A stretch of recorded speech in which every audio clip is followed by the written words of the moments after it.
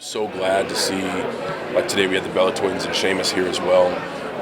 More and more WWE Superstars becoming proactively involved with the Make-A-Wish Foundation. I think they see how much I enjoy it, and then they get to grant wishes, and then they see how much they enjoy it. So if I do slow down, it's only because the other WWE Superstars are stepping up, which is equally as great in my book. And as far as the wishes go, and when you meet the kids, what's the number one question they always have for you? It's great, and I think this is what makes the experience unique. They can be so prepared, but then be so reserved when you finally get to meet John Cena or whatever. And just the intimate time with the child, with their family, letting them know that it's okay to be shy. And the great thing about it is it doesn't just stop when I get to meet them and talk to them in person. They then get to go into the arena where we do what we do best, and we entertain, and we excite, and we evoke emotion. And that's when even the most reserved child becomes just a WWE fan. And I've seen kids, the whole time I've sat and met with them, I'll do all the talking, and they'll kind of sit there and like, he's real, this is great. And then out there in the front row, they're going, come on! Like that's what it's all about, man. No, it is. And SummerSlam, super quickly, we had Seth Rollins on the show. He said he's leaving Brooklyn with both titles. How do you feel about that? He says a lot of stuff. That's how I feel about that. I've done a lot of stuff. So that's what's going to make Sunday interesting. I've beat Seth Rollins before. He's never beat me. 15 times I've held that thing. I like my chances. I just feel, here we're celebrating 500 wishes, and in a WWE perspective, this is just for me to put importance on Sunday.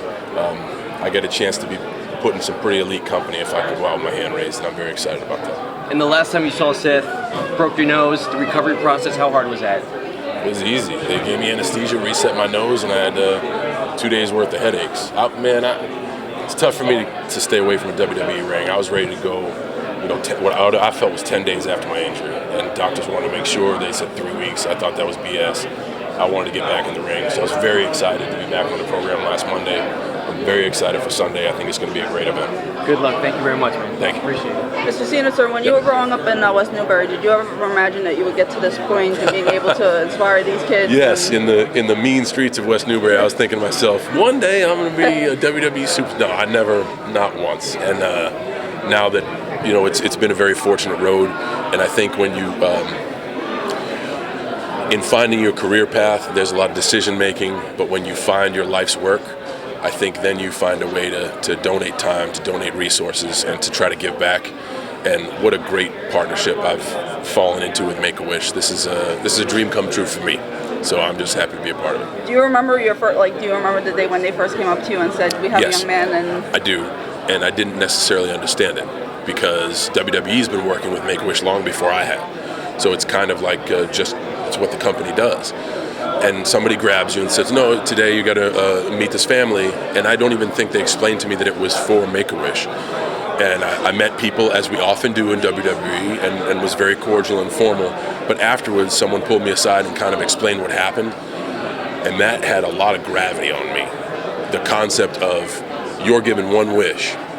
I'm sure you could think of a ton of stuff to do. Those kids, their one wish is to hang out with John Cena. So that's heavy. That's and very rewarding, and it feels it's so special. It's so special, and that's why I try to do my best to give these children the best experience they can. if you had the best piece of advice for giving back, what would it be?